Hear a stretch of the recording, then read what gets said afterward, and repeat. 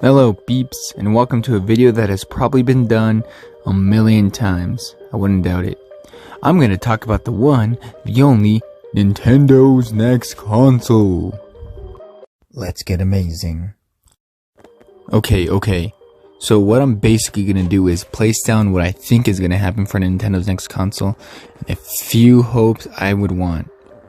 Alright, first off, I'm pretty sure it's going to be an upgraded Switch, with lots of enhanced features the Switch can never do.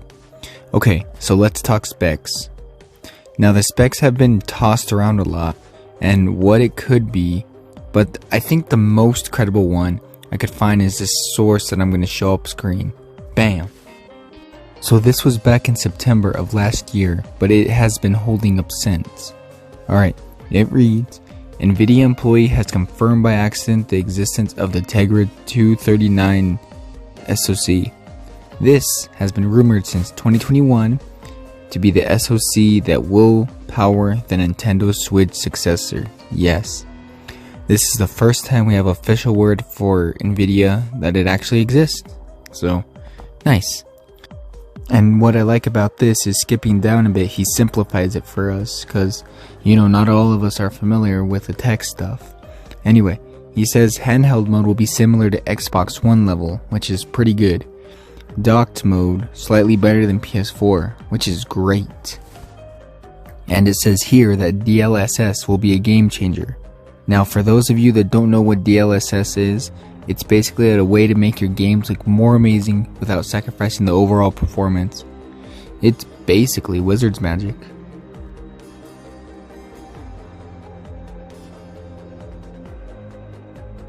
Okay, now let's get into what I'd personally like to see, but it will probably never happen. What if this console had 2 reader slots, one cartridge and one for discs? It can open up so many possibilities for backwards compatibility for Wii U, Wii, and GameCube games. Of course, not all games would be compatible, but it would definitely open the door for a long lifespan of the console, and I think people would use this thing for years. Okay, now reading these specs, I don't see us getting anything less than 8 gigs of RAM, which is good. It's equivalent to the PS4 Pro and Xbox One, and if you're curious, that's double the RAM the Switch has now, because the Switch has 4 gigs of RAM. I also think Nintendo knows they gotta have 8 gigs minimum. Seeing the third-party support is a big factor in the Switch, especially since they're gonna do Call of Duty with that contract Microsoft signed with Nintendo. I personally think 8 gigs of RAM is what we're gonna get, and if they're crazy, we'll get 10, but I don't think that's gonna happen. Okay, this is going to be a short video, so next let's talk about price and features that I'd like, and that I think could possibly happen. Let's start with price. For what we're getting, I'm expecting that it'll cost around $400, maybe $450, but I think $450 is kind of pushing it, since you can get a PS5 digital for $450. If you can actually find one. All I find is PS5 bundles.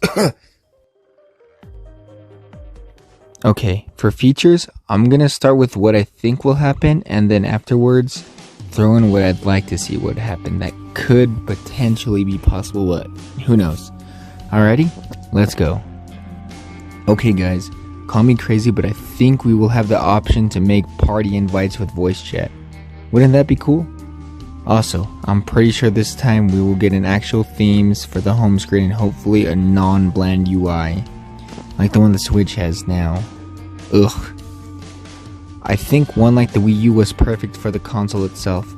I think if we continue the Switch idea, the Joy-Cons will be upgraded, maybe wider to fit in more people's hands with bigger buttons of course. And I'm thinking there will be 2 variants of the new console, one with and one without an OLED screen. The one with an OLED screen will probably cost, I'd say, around $20 more. The new console should also be backwards compatible as well, because if it's not, then it's going to be a huge turnoff to potential buyers. And if that's the case, that could definitely affect sales deeply. I mean, I'd probably still get it because I'm a weird Nintendo fanboy at heart, but oof, that'd be rough. Okay, I would also like if Street Pass would return, since this console would be portable. And you know, it's the bloodline of the Switch, so...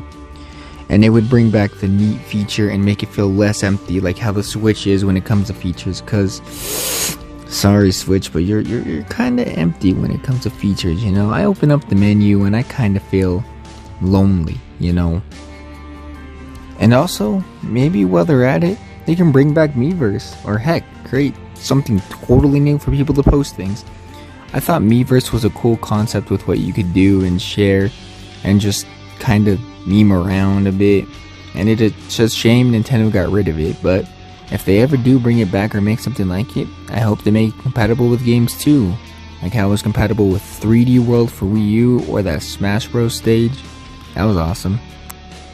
And last but not least, I just got 2 small things, but I hope the eShop for this console gets music, because rip Switch, and the Mii Maker gets an upgrade similar to what Miitopia on Switch got, basically letting you make anything. It was awesome, and it's one of the features I hope if we ever get a Tomodachi Life on Switch. Come on Nintendo, do it. Do it. Anyway, if we got Mii Maker customization like that on the next console, I think it would also help Street Pass live on longer. Alright guys, that's all I got for now, but make sure to subscribe as I got a lot more topics to cover this year. And maybe some more gameplays, okay? Anyway, stay amazing, and bye.